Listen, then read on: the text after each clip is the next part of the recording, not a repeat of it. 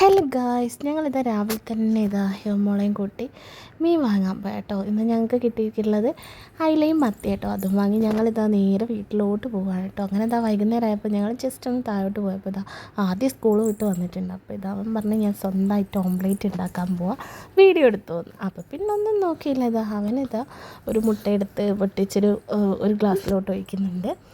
അത് നന്നായിട്ട് സ്പൂണ് വെച്ച് ഇളക്കി കൊടുക്കുന്നുണ്ട്. പിന്നെ നമ്മൾ കുട്ടികളെയും എല്ലാം പഠിപ്പിച്ച് കൊടുക്കണം. അങ്ങനെ ആദ്യം ഉപ്പൊക്കെ ഇട്ട് അതിൽ മുളക് പൊടിയൊക്കെ ഇടുന്നുണ്ട്. ഉള്ളിയും കാര്യങ്ങളൊന്നും ഇട്ട് ഞാൻ കണ്ടില്ല. പിന്നെ അവനവൻ്റേതായ രീതിയിൽ ഉണ്ടാക്കുന്നതാണ്. എന്നാലും നമ്മൾ കുട്ടികളൊക്കെ ഇതൊക്കെ അറിഞ്ഞിരിക്കണം. നമ്മൾ തന്നെ രക്ഷിതാക്കൾ തന്നെ ഉണ്ടാക്കി കൊടുക്കേണ്ട ആവശ്യമൊന്നുമില്ല. അവർക്ക് ചെയ്യാൻ പറ്റുന്ന കാര്യങ്ങൾ അവർ ചെയ്യട്ടെ.